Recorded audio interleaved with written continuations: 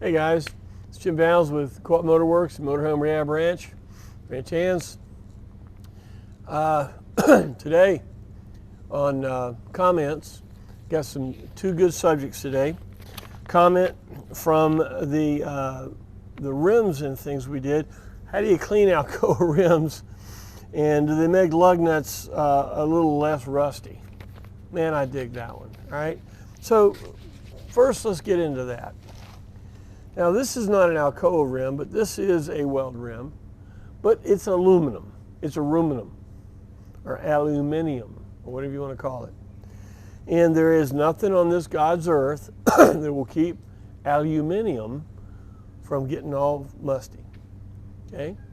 A lot of people say, well, that's the look I want. You kidding me? You know how long it took to make it look like that?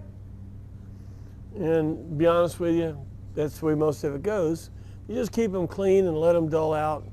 A lot of people go with that. But there's a few people that I know that want that to shine. Right? There's no clear coat on it. There's no nothing on it. Go to Mother's. Go find Mother's. Go find a aluminum polish and with little ball polishers.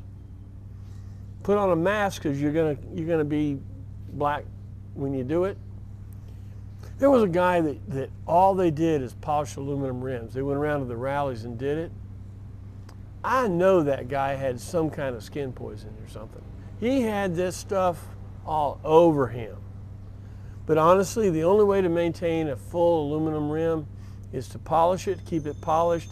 You want to fill the pores of it with a wax so the dirt doesn't get into the pores. Now, if they're super duper nasty, go to a detail shop and ask them for some wheel acid. It's used to get the dirt off of like chrome spoke rims and stuff. But let me tell you what, the stuff goes after aluminum. So you're going to put it on there, and what it's doing, it's going to rip off the finish.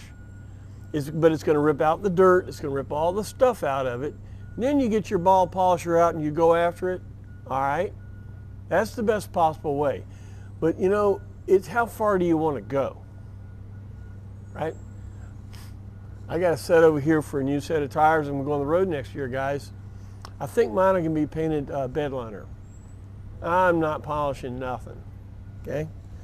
And then to the lug nuts. Okay. This is the lug nut that you have. There's some pictures about it. Solid metal lug nut. That's kind of pretty primitive deal there. And believe it or not, it does take 250 pounds of torque to torque that down. And you go, what? That's right. Because 100 pounds of it's just going to go into friction of this thing scraping against your rim.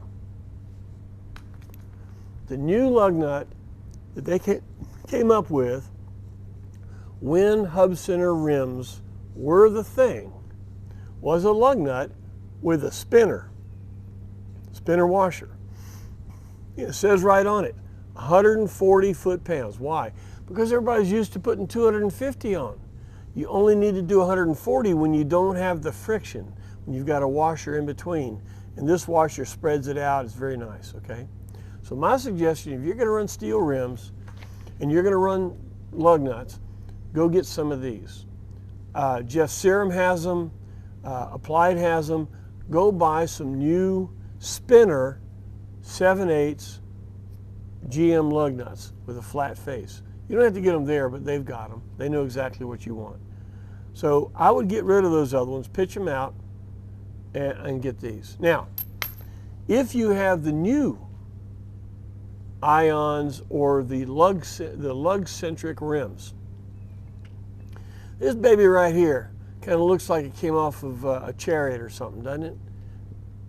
Well, this is a 9/16 18 stainless steel cap bolt. This sucker right here will be the bane of your existence if you put this on your motorhome, because the exercise in futility is keeping 48 of these things without being rusty. Don't want to do that either. This. Go to your new Ford or Chevy truck, pull off a lug nut. What you're going to see is a stainless steel cap bolt. In other words, in here is steel, because you want to have a steel nut, you know. But they've covered it with a stainless steel cover. Okay. Now, you can keep stainless steel clean. Yeah, baby. Okay, you still get the grip, the conical size that you need. So when you get lug nuts for your ions or any lug center rim, make sure that it's a stainless steel cap bolt, a 9/16 stainless steel cap bolt. And this is what you get, and you won't have to polish them through the rest of your life. On the rims, keep the polish on them. You know, they say an exercise in futility is polishing your rims. Not really. After you get them really clean and looking good, if you don't keep them polished, guess what? Mother Nature says you're going to be gray. It's just going to happen. Okay, so you got to do that. All right, this is the first part of the video. Second part of the video, and it is from a comment. The comment is, what about eliminating the cable system altogether and installing an aftermarket hydraulic line parking brake locks? This comment came out of the video we did about pulling two wheels on your parking brake. Well, wasn't any question about it was a good idea to pull two wheels and put rollers and all that. And by the way, I talked to Jeff Serum today. The upper cable he asked for about 160 bucks. The intermediate, that big long one that I was struggling with, he gets 80 bucks, $70 for that thing. So if your handle works, by the way, he has some handles. So if somebody threw the handle away for you, you got it. Call Jeff up. He can sell you a handle for $75, clean it up. And then you want to make things better. Let's get rid of the lug nut. You want to make things better. The emergency brake has a problem. Now, it's a mechanical mechanism. When you pull that arm up, it's got a pivot, and it pulls on the cable that pulls on all the other stuff, right? Well, if you had a better fulcrum, you could pull it harder, right? And you know that little knob on the top that you could turn to make it tighter? If you could get hold of that thing, I mean, get something on it, you could adjust it a lot easier. Okay? Ron Ragusa at Ragusa Pattern Company, write this down, ranch hands, RV111. Ragusa Pattern Company makes this little duty. Got a set screw here. You put it into it, it grabs on the roller, on the wheel at the top of the thing. It gives you more leverage, and you can grab that sucker and turn it. I'm telling you, man, I don't know how many you had in stock, but it probably won't be any more now. This is absolutely, if you want your emergency brake cable to work and you're going to use that emergency system, this is what you want to do, right? Now, along with the cables from the Jeep Cherokee, with the cross cable from Jeff, from the forward cable from Jeff, to the handle that you've redone, it works, and you put this sucker on it, you're going to have an emergency brake. Now, the question was, why don't you just get rid of the whole thing and put in a hydraulic thing? Well, yeah, what the heck. But here's the problem there. You look at the failure points. DOT wanted an auxiliary brake system that if all else fails, you could throw an anchor out, or you could put your foot down like Flintstones. It needed to have an actual mechanical, physical way to stop that booger. That's what an emergency brake is. Well, if you add into your loop of failure hydraulic system, cable, hydraulic lines, fittings, you're putting in a piston that has to be held all the time. Then you're going to have to put a control system that's going to have to lock in. You got a lot of failure points, okay?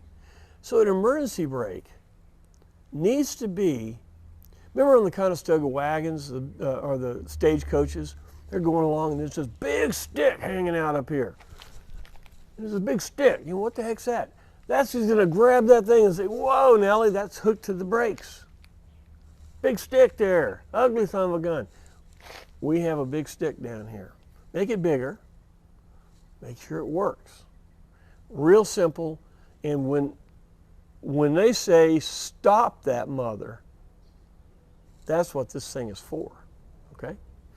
Emergency brakes are real important. I told you before in the last video, mine doesn't work, and you know, truth, it doesn't. I'm in flatland, and I'm an idiot just like everybody else. I only fix and have working the things I think I want to have working. Well, I don't need windshield washer pump, you know. I went through 3 years with Larry with no wipers. So, and to be honest with you, if your wipers don't work, if you smear the Rain-X on your windshields, you're doing over 25 miles an hour, there's no water in your windshield. I left them there because if a cop stopped me and said, well, where's your windshield, son? You know, I got them. Just like I had a secondary brake system in my Suzuki, Ralph. Didn't work. It's only 2,400 pounds. I didn't even know it was there. But DOT requires you to have a supplemental brake system. By God, I had one. You didn't say it had to work. I did not say that either, did I? Don't do what I do. Do what you're supposed to do.